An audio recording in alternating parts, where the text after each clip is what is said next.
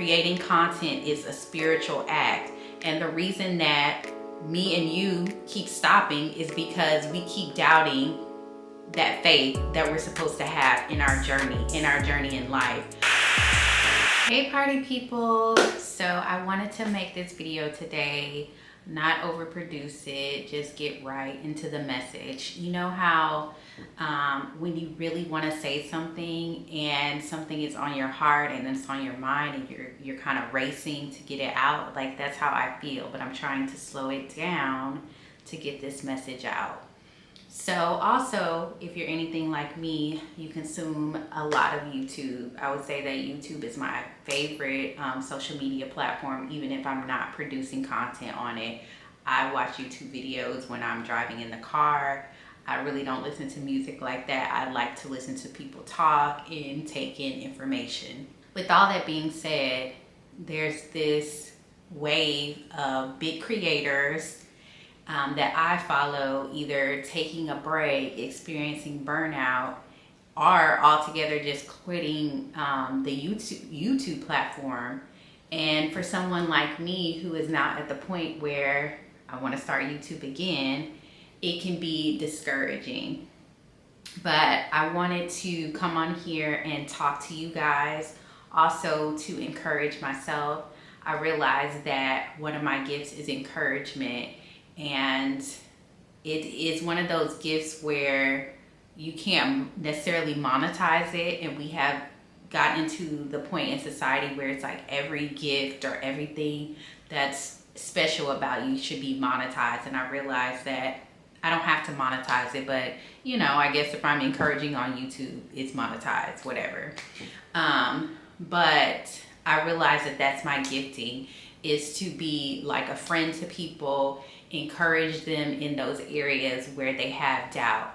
It's not like I'm just sitting on the phone every day like, oh, you just got to do X, Y, and Z. But in those spots where people want to start a business or they have this book that they should be writing, I am like the first one to support them and cheer them on, because I know what it takes to have a dream inside your heart and in your mind, but keep having these walls and these blockers in your mind that's stopping you from doing it. So I wanted to encourage you today that even if you started YouTube before, that now I think it's the time for us and for you to start it again. So the number one reason, the most important reason, has nothing to do with facts and statistics about why you should start YouTube again. Is because deep down inside you want to do it. Like, even if you try to talk yourself out of it, even if you come up with all these excuses, you know that in the end you always come back around to wanting to do YouTube, to wanting to create content, to wanting to connect with people, build an audience, build a community. And so that's more important than the outside noise, the metrics, the vanity. And I'm not saying to do something and not expect results and not try to get better and get to your end goal. But overall, if you wanted to be a painter, it shouldn't be about, you know what I'm saying? It shouldn't be about who likes the painting in the end. It's about the fact that something was bubbling up inside of you and it needed to come out, and you put it on this canvas. But the icing on the cake is if someone says, I see your vision, right? We do want that pat on the back. But the first part of this is spiritual. Creating content is a spiritual act. And the reason that me and you keep stopping is because we keep doubting that faith that we're supposed to have in our journey in life.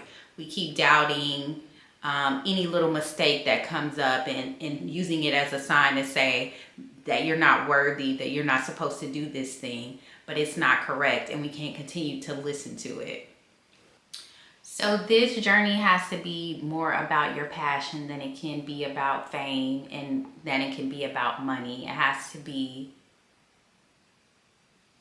just you knowing that without it, you will feel like something was missing. You know what I'm saying? Like there was something that you were supposed to do, but you keep not doing it. Like you keep not writing that book. You keep not auditioning for that play. You keep not applying for law school. You know? You know what I mean. And so another thing that I just want to talk about is the very first video I had to blow up was a very controversial video. And it was right when shorts became popular on YouTube. And I put up just a regular short about me doing my daughter's hair for, I think it was her birthday. Yeah, it was her birthday. And so in the back of her hair, I put crochet hair. It wasn't long, but also my daughter is the type of person, like she's not gonna wrap her hair. She's not gonna do any of those things. So the crochet was the only way that I could make sure it lasted for a few days through all her birthday activities. And so in the comments, they're like, I can't believe you're putting fake hair in her hair and she's not gonna like her hair. I mean, just going on and on and on. But because of the controversy, it got like millions of views, which was so crazy. And so, you know, when something like that happens, the first thing you think, oh, I gotta keep posting. Okay, let me post stuff like that. They must really like it because that's what you hear, you know, all the noise that you hear. And so I kept trying to post stuff and none of it was living up to this million views. And so I did become discouraged.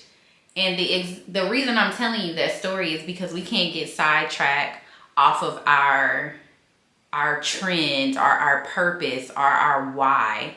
And not necessarily, I don't mean to say trend, but when I say trend, meaning the trajectory that we were already on, we can't get sidetracked because this one particular video blew up, especially when it was a fluke.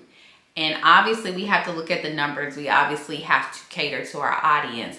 But if you randomly made a video about cooking a cake for your husband's birthday, and that's the one that blew up, but it just was you, you know, trying to show personality, unless you want to continue to bake cakes, there's no point in paying attention to that outside noise. Like you have to kind of have these weird kind of blinders on to what is your end goal. So let's just say, for instance, you want to be the next Black Martha Stewart, right?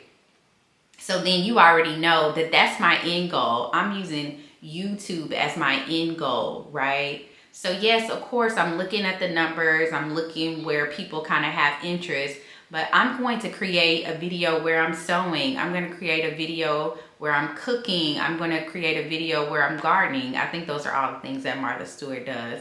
But you get what I'm saying? I'm going to go on my path that I already set out before outside influences came in. Yes, the audience is part of the journey. Yes, you want a community, but you also have to make sure you stay in laser focus on why you even started this journey. You know what I'm saying? Okay, so let's get into reason 2. Reason 2 is pretty short and I'm not gonna belabor the point, but reason 2 is legacy. We always hear about legacy. But ultimately, if I can leave my voice, my heart, and my spirit on video for the world to see or for one person to see, but mostly for my kids to see, why not? So we have a unique opportunity to create a show, to create video products without the barriers that could have been in front of us. Say we were doing this 40 or 50 years ago. We literally can use our smartphones. We can turn on a camera and make the story and tell the story that we want to tell to generations to come. So why are we not taking that opportunity, right? I think we're not laser focused on what our gifting is, what story we want to tell. We see all these other stories popping up on social media and you're like, okay, well, maybe I could tell this story. Maybe I could tell this story. No, what is the story that you want to tell? If someone told you essentially to write your book, write your story to tell, think about each video as you telling this story that you want to tell. Yes, I'm talking about hair. So you might be like, well, what is my story? Well, my story is that you can do anything that you put your mind to. I started braiding my hair out of necessity, out of trying to save money, having girls and living in a state where I didn't know anybody. So that's why I started braiding my hair. And with that, I've just built confidence to say that I can start with something. I can keep putting time in it. Yes, it's taken me years to get where I'm at with it, but it's not impossible. So that's the story that I'm telling. So what is the story that you're going to tell? And so reason number 3 is timing. So I mentioned at the beginning of the video that a lot of YouTubers, popular YouTubers, are quitting the platform. So they are making space for us.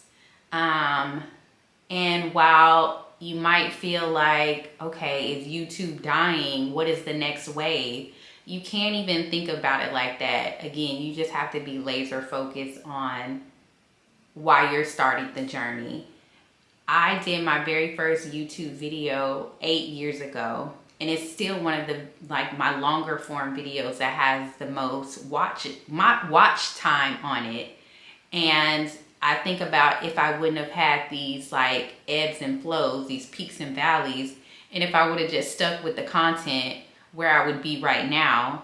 And at that time, we didn't see where YouTube has led everyone. We didn't see the Jackie Ainas at that point, right? But again, if I would have just stayed laser focused on the fact that I like creating videos, I feel like I have a story to tell, and just continue to tell that story, pivot if I needed to, be able to read the numbers, who knows where I would be. And so now has to be that point where you say, I'm doing this no matter what. I'm staying right here where I'm at, and I'm seeing this thing through.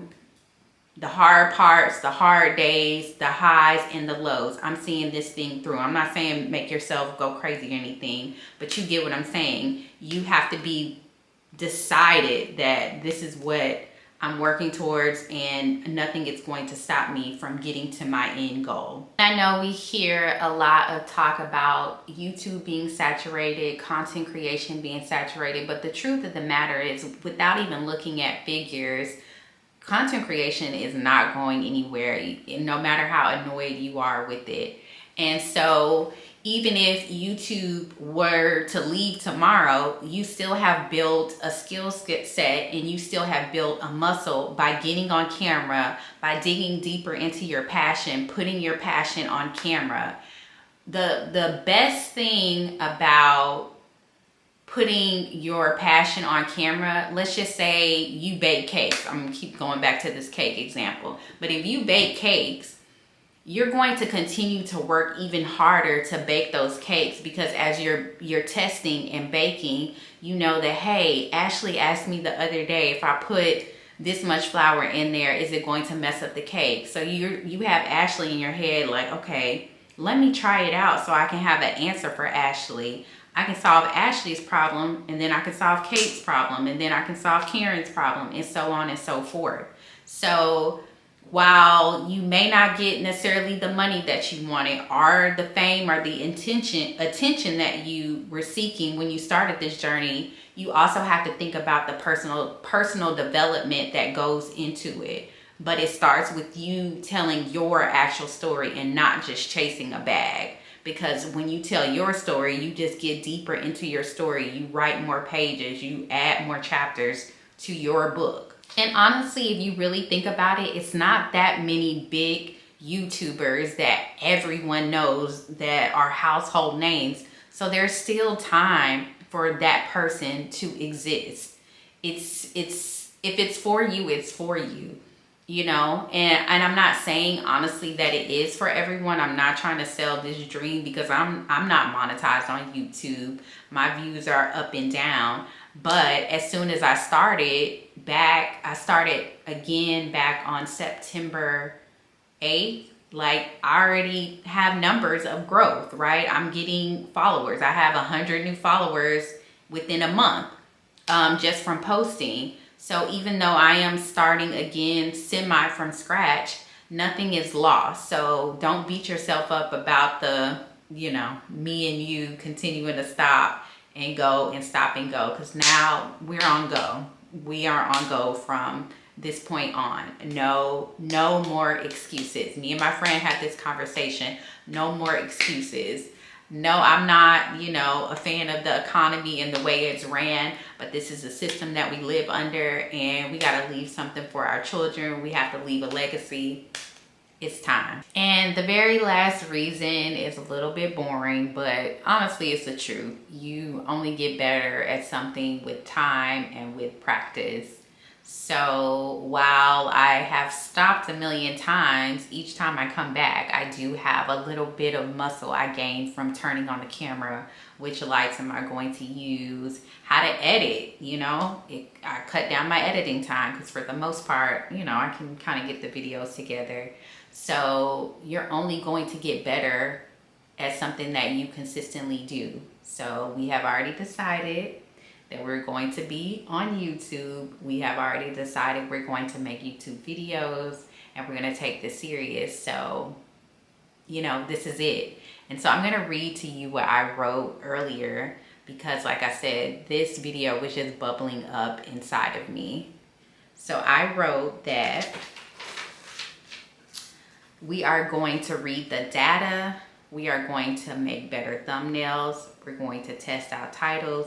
And we are going to win at this YouTube thing. We're going to get our channel monetized.